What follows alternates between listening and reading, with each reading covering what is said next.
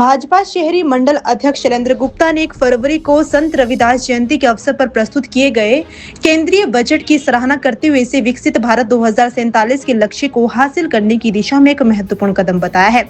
उन्होंने कहा कि वित्त मंत्री द्वारा पेश किया गया ये बजट किसी भी प्रकार की लोक लुभावन घोषणाओं से दूर रहकर महिलाओं, युवाओं और ट्रांसजेंडर समुदाय सहित सभी वर्गों के संतुलित विकास पर केंद्रित है।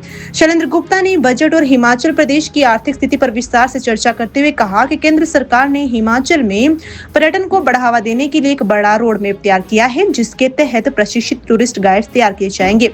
इससे प्रदेश की आर्थिकी को स्वाभाविक रूप से मजबूती मिलेगी। रेवेन्यू डेफिसिट ग्रांट को लेकर उठ रहे सवालों पर उन्होंने स्पष्ट किया कि 15वें वित्त आयोग ने पहले ही राज्यों को आत्मनिर्भर बनने की दिशा में निर्णय लिया था और ये केवल हिमाचल ही नहीं बल्कि 17 राज्यों पर लागू है। उन्होंने प्रदेश में कर्ज लेकर खर्च चलाने की परंपरा की कड़ी आलोचना करते हुए कहा कि उत्तराखंड जैसे पड़ोसी राज्यों ने मितव्ययी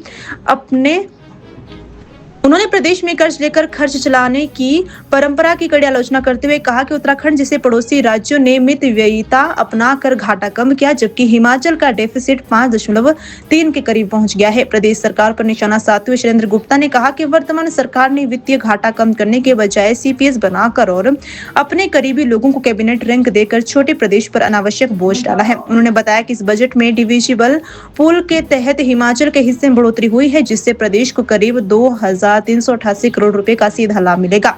अंत में उन्होंने पूर्व मुख्यमंत्री शांता कुमार के कार्यकाल को याद करते हुए कहा कि उस समय वित्तीय अनुशासन के जरिए न केवल घाटा कम किया गया बल्कि बजट को सरप्लस भी बनाया गया। गुप्ता ने जोर देकर कहा कि प्रदेश अनुदानों से नहीं बल्कि अनुशासन और दूरदर्शिता से आगे बढ़ते हैं।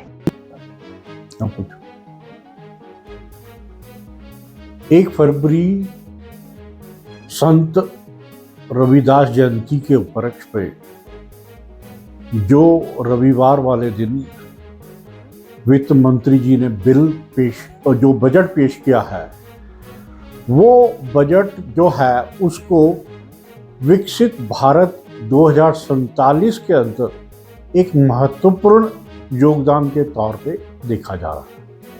इसमें सभी वर्गों का ध्यान रखते हुए इस बजट के ऊपर कोई लोभ लुभानी बात नहीं की गई है और महिलाओं के लिए, युवाओं के लिए जिस तरीके से और हिमाचल में जो पर्यटन को बढ़ावा देने के लिए एक बड़ा रोड मैप तैयार किया, जिसमें जो गाइड्स वगैरह तैयार किए जाएंगे, जो कभी भी किसी ने इस विषय को कभी टच नहीं किया। तो ये जो रोड मैप तैयार किया गया, उसमें जब हमारे यहाँ पर्यटन को बढ़ावा मिलेगा तो नेचुरली हमारी आर्थिक स्थिति को भी लाभ होगा। अब एक इस बजट के बारे में विशेषताएं तो अलग हैं, वो बताने के लिए कम से कम 15 मिनट लगेंगे, लेकिन एक नई बात जो की जा रही है कि रेवेन्यू डेफिसिट ग्रांट को बंद किया गया। मैं आपको बताना चाहता हूँ, 15वें वित्त आयोग में ये पहले ही कहा गया था कि भी इस रेवेन्यू जो आरडीजीएस है इसको बंद कर दिया जाएगा और सभी प्रदेश जो हैं वो आत्मनिर्भर हों। ये जो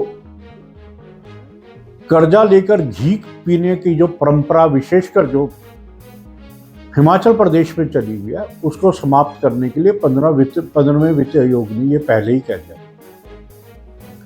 उसके लिए कारगारी जिन प्रदेशों ने भी प्रभावशाली मितव्ययिता की तरफ को ध्यान दिया, जैसे उत्तराखंड है, उनका जो डेफिसिट है वो बहुत कम है, जबकि हमारा 5.3 के करीब हमारा जो डेफिसिट जो आया है आरडीजीएस का। तो ये जो परंपरा चली आ रही थी कि कर्जा लो और घी पियो, उसके लिए पहले ही पिछले 15वें वित्त आयोग ने पहले ही कह दिया था कि भी ये इनका रोड मैप है कि भी सभी प्रदेशों को अपना आत्मनिर्भर होना है, अपने जो बजटिंग है उसको ठीक तरीके से किया जा सके। अब जिस तरीके से डिवीजन पूल के अंदर 15वें वित्त आयोग से हमारे को 0.83% जो है, वो पहले 15वें आयोग में 0.83% जो हमारे को प्रतिशत मिला था, उसमें इसको बढ़ा के 0.914% किया गया। तो इसको एक डिटेल में देखा जाए तो जिससे सीधे सीधे तौर पे हमारे को 2388 करोड़ रुपए का हिमाचल प्रदेश को इस बजट में बेनिफिट होता हुआ नजर आ रहा है।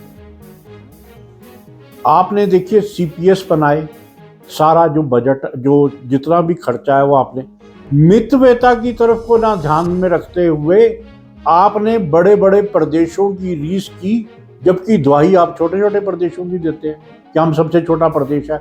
खर्चे में आप बड़े प्रदेशों से भी आगे जा रहे हैं। तो ये जो आज ये बात की जा रही है कि रेवेन्यू डेफिसिट ग्रांट को बंद कर दिया गया, ये सिर्फ हिमाचल प्रदेश को नहीं, ये 17 स्टेटों को, और पिछले वित्तीय आयोग में ये बोला गया था कि भी हम इस ग्रांट को बंद कर देंगे। सभी प्रदेश अपने प्रभावशाली कदम उठाकर आने वाले 16वें जो हमारा 16वां वित्त आयोग है उसकी तैयारी की जाए। हमारे पड़ोसी राज्यों ने सब ने की, इवन हमारे से बेटर पंजाब ने किया। और यहां आपने अपने मित्रों को कैबिनेट के वो दिए और आप फिर कह रहे हैं कि भी रेवेन्यू डेफिसिट।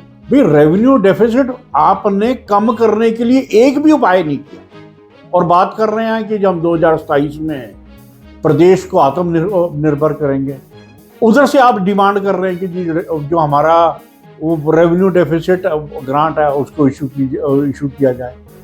तो मैं ये आपको बताना चाहता हूँ, प्रदेश जो है वो अनुदानों से नहीं चलता, बल्कि अनुशासन और दूरदर्शिता से प्रदेश चलते हैं।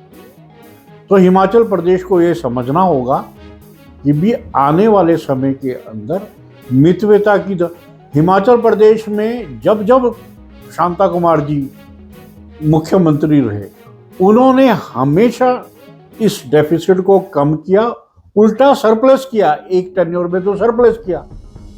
तो बाकी अनुशासन जो जब तक हम अनुशासन नहीं रखेंगे तब तक प्रदेश नहीं चलेगा, ये मानना पड़ेगा।